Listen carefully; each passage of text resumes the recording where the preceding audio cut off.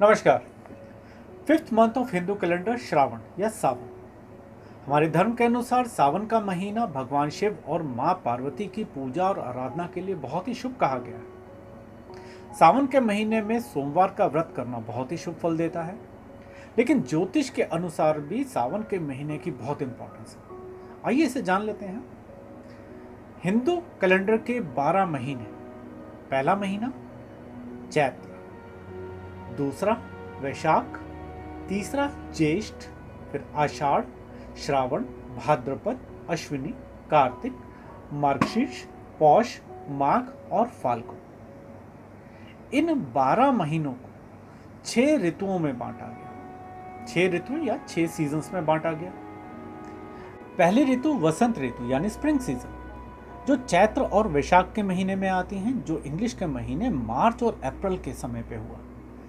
हर ऋतु का अपना एक रूलिंग प्लैनेट होता है, या यूं कहें कि वो प्लैनेट उस पर्टिकुलर ऋतु के समय पे स्ट्रांग होता है। तो वसंत ऋतु का रूलिंग प्लैनेट है वीनस। दूसरी ऋतु ग्रीष्म ऋतु या समर सीजन, जो ज्येष्ठ और आषाढ़ के महीने यानी कि मई और जून में आते हैं। ग्रीष्म ऋतु का रूलिंग प्लैनेट सन और मार्स यानी कि सूर्य और मंगल। वर्षा ऋतु जो श्रावण और भाद्रपद के महीने में आते हैं यानी कि जुलाई एंड अगस्त, और वर्षा ऋतु का रूलिंग प्लैनेट है मून। शरद ऋतु जो अश्विन और कार्तिक के महीने में यानी सितंबर एंड अक्टूबर, और शरद ऋतु का रूलिंग प्लैनेट है मर्क्यूरी। हेमंत ऋतु जो मार्गशीर्ष और पौष के महीने में यानी कि नवंबर दिसंबर में आता है, जिनका रूलिंग प्लैनेट जुपिटर है।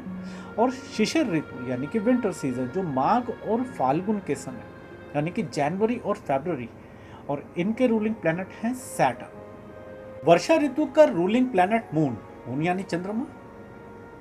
ज्योतिष के अनुसार चंद्रमा को मजबूत करने के लिए या स्ट्रांग करने के लिए भगवान शिव और मां पार्वती की ही उपासना की जाती है, और इसीलिए ये महीना और भी ज़्यादा इम्पॉर्टेंट हो जाता है, क्योंकि ये महीना हमें अपॉर्चुनिटी देता है कि हम अपने चंद्रमा को स्ट्रांग कर सकें। चंद्रमा पे एक वीडियो हम पहले ही कर चुके हैं, जहां हमने चंद्रमा की सिग्निफिकेशंस और प्रॉपर्टीज़ के बारे में बात की। चंद्रमा हमारे मन का कारक है, हमारे मनोबल का कारक है, और कहा भी तो गया है कि मन के जीते जीत, मन के हारे हार। अगर हमारा मनोबल स्ट्रांग है तो हम जीवन में किसी भी सिचुएशन से घबराते नहीं हैं, पीछे नहीं हटते हैं। हम हर सिचुएशन का बहुत ही स्ट्रांगली सामना करते हैं। सिचुएशन कैसी भी हो, चाहे खुशी की हो चाहे दुख की, उसका सीधा असर हमारे मन पे होता है, हमारे मन के भाव पे होता है, हमारे इमोशंस पे होता है। एग्जाम्पल के तौर पे डिप्रेशन भी हमारे मन का एक भाव ही है। चंद्रमा को स्ट्रांग करने के 2 और रीजन। जन्म के समय चंद्रमा जिस राशि में हो उसे जन्म राशि कहा गया, और चंद्रमा जिस नक्षत्र में हो उसे जन्म नक्षत्र कहा गया। और इसी जन्म नक्षत्र के आधार पे ही बच्चे का नामकरण होता है। बच्चे के नाम का पहला अक्षर डिसाइड होता है, और हर किसी को अपना नाम सबसे ज्यादा पसंद होता है, क्योंकि उसके साथ हमारे मन के भाव जुड़े होते हैं। इसी जन्म नक्षत्र और जन्म राशि के आधार पे विवाह के लिए कुंडलियां मिलाई जाती हैं, जिसे गुण मिलान कहा जाता है।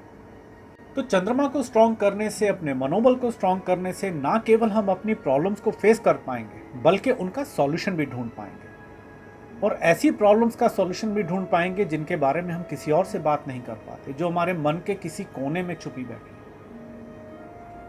तो चंद्रमा को स्ट्रांग करने के लिए सावन के महीने में भगवान शिव और मां पार्वती की पूजा अर्चना कीजिए।